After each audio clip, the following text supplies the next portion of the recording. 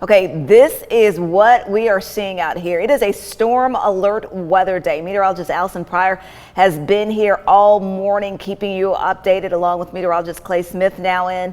But Alison, of course, we're looking at this right now. Thunder is out. And you were talking about earlier, a tornado warning expired in some Alabama communities, but what are we looking at for the rest of this afternoon? Yeah, certainly we're dealing with that storm line moving across our area, and we do have some active severe thunderstorm warnings. I am on Lynx 1 here, and I can show you that radar of what we're going to be dealing with across our area. So here's our current active radar right now. So the heaviest rain and storms has now cleared out of Alabama. We did have, again, that tornado warning that was in effect. Still some heavy downpours, though, if you're basically along I-59 into the east in DeKalb County. Where we're seeing most of the activity this time now is in Georgia and up into Tennessee. I did want to give you a few reports that have already come in from viewers and from emergency management. So viewers reporting some hail in Ottawa earlier, power out in Middle Valley, some power outages around the Lafayette area, trees down in a few different locations in Jackson County around Paint Rock, Flat Rock as well. That was the area, southern Jackson County into northern DeKalb County, where they were under a tornado warning. So what we're dealing with at this time, though,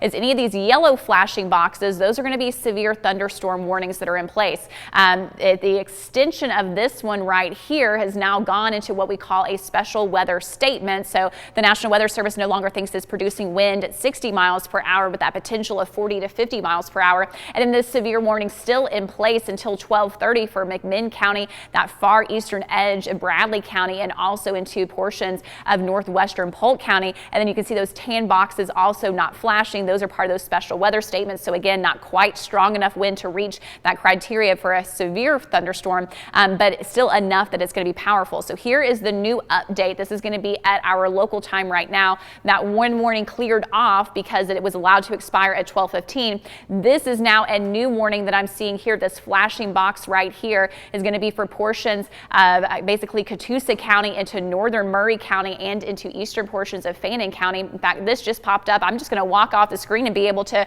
look at that and tell you what that is for. So that new warning is going to be in effect until 12:45. So we still have 30 minutes for this one. Wind at 60 miles per hour and the potential for nickel-size hail or smaller. So again, the flashing boxes, they kind of get your attention a little bit more. Those are the severe thunderstorm warnings. So that kind of the strongest level winds, the 60 mile per hour winds. The tan boxes that you're seeing here to the north and down to the south, those are going to be those special weather statements, but wind gusts within those storms still possible at 40 to 50 miles per hour. Now I'm going to put on here, this is our rain, hail, and shear map. Anywhere you see that purple color, this is the potential for a little bit of hail. We're not seeing as much wind shear as we did earlier. That wind shear is our concern for the potential of rotation and potentially tornadoes. Now, all of this yellow that you're noticing in the background, that is a tornado watch that is still in effect. Now, the tornado watch is in effect for Jackson and DeKalb counties in Alabama until 2 p.m. Eastern time, 1 p.m. Central time.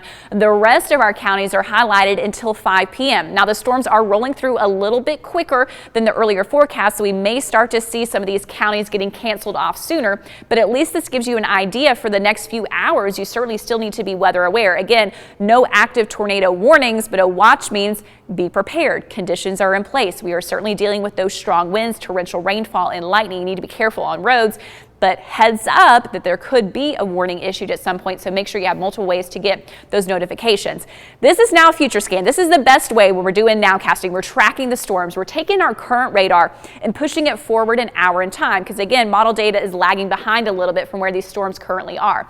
So as we go forward an hour in time, as we approach 1:20 this afternoon, you're seeing some of the heavy rainfall from Calhoun, Dalton, through the Cisco area, going up through Polk County, even into Cherokee County at that point by about 1:15, 1:20, and then into McMinn County and Monroe County as well.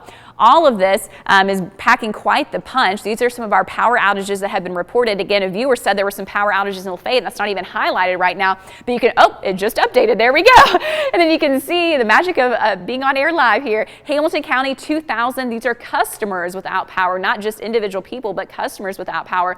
400 in Walker County, 100 in Dade County, Catoosa County, Sequatchie County, Bledsoe County, 300 customers without power in Meigs County. As those storms have been sliding through, we might see some eastern counties getting added onto that as well. So again, here's more of the big picture. It's all due to this cold front. We have just absolutely torrential rainfall, all of that lining. Again, those 2 severe thunderstorm warnings are still in effect. Those wind gusts at 60 miles per hour, hail possible around nickel size.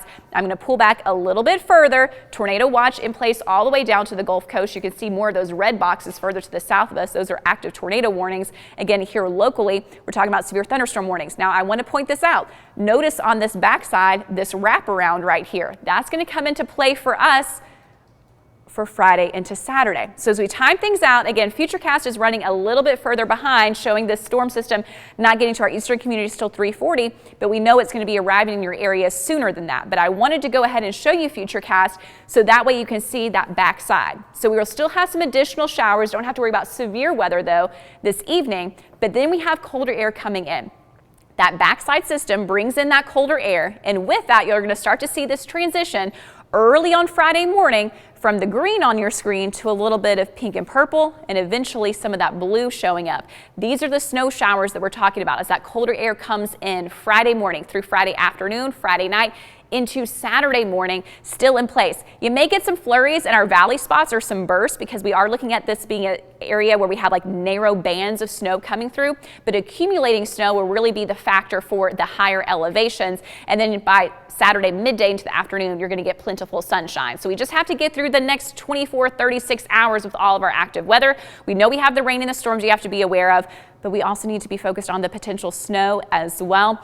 Cumberland Plateau areas, about a ½ inch to 1.5 inches closer to Mont Eagle, though about a dusting to 1 inch, maybe locally up to 2 inches closer to Fall Creek Falls. And then over to the east, most spots a dusting to 1 inch, but a few of those tallest peaks getting higher numbers than that, especially seeing those higher totals further off into the Smokies. Temperatures right now, you can see where the storms rolled through already. 58 in Chattanooga, 53 in Altamont. Compare that to 64 in Athens and 63 in Murphy. So again, for the next few hours, you need to stay weather aware. We're keeping it in storm alert weather day mode. Our temperatures in the 60s. Once the rain comes through, your temperatures are going to drop to the 50s. And then tomorrow, it's about the cold and the potential for snow as well. Latrice?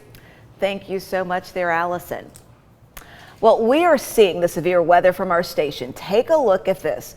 One of our photojournalists, Shane Perry, captured this video of a lightning strike.